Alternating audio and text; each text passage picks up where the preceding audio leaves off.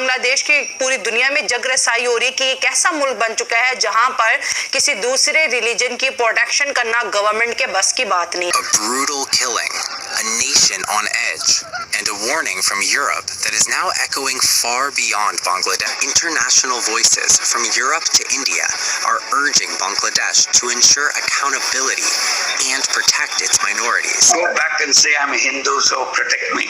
Always say I'm a citizen of this country. I'm entitled to all the protection state is supposed to give it. जिसके गले में पट्टा होना चाहिए, तुमने उसके सर पे टोपी पहना रखी है, तो then you will suffer. टोपी उतारो, पट्टा लगाओ उसके। वहां रहने के लिए आपका बांग्लादेशी होना जरूरी है, हिंदू होना जरूरी नहीं है, जो कि एक वाजिया इमेज बनाता है कि इस वक्त सरकार खुद भी रेडिकलाइज हो चुकी है। जितना जल्द हो सके बांग्लादेश को इंडिया के साथ मामलात दुरुस्त करने चाहिए और उनका एहसानमंद होना चाहिए, उनके एहसान को मानना चाहिए जो 1971 में इंडिया ने बांग्लादेश के लिए किया। बांग्लादेश धमकियां दे रहा है कि जी इंडिया को धमकियां दे रहा है कि आपके 7 सिस्टर्स को हम ये कर देंगे, वो कर देंगे। तो आई थिंक इंडिया कुछ ना कुछ करेगा। बांग्लादेश की गवर्नमेंट को कोई मसले हैं इंडिया की गवर्नमेंट से तो वो टेबल टॉक से हल करे, ना कि अपने लोगों को इंडिया और हिंदू के खिलाफ रेडिकलाइज करके उनके ऊपर हमले कर। हमें कोई फर्क नहीं पड़ता कि दीपू चंद्र दास की क्या नेशनैलिटी, वो इंडियन है नहीं है, बांग्लादेशी, हमें कोई फर्क नहीं पड़ता। वो हिंदू है, उसको हाथ लगाया है तो कहीं ना कहीं दोस्तों इसका हिसाब बराबर तो होगा ही होगा। हिंदू का नाम हिंद से है और हिंद मतलब हिंदुस्तान, आज के भारत की हम बात करते हैं। अगर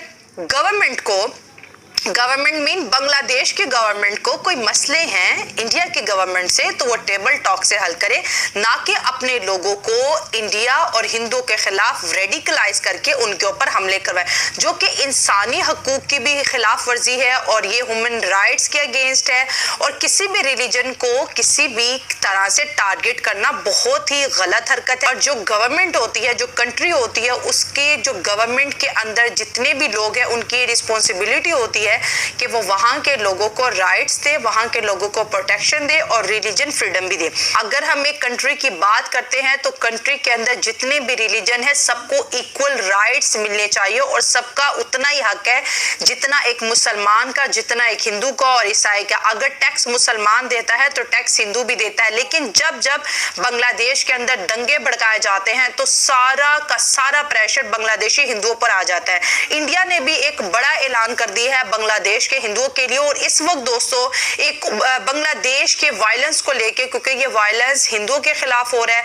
वैसे तो देखा जाए तो बांग्लादेश के जो क्लैश होते हैं वो पॉलिटिकल होते हैं, फिर इनका कोई लीडर या मुल्क से बाहर भाग जाता है या इनका कोई लीडर मारा जाता है, तो वो जो क्लैश होता है, जो पॉलिटिकल क्लैश होता है, वो रिलीजन क्लैश में बदलता है।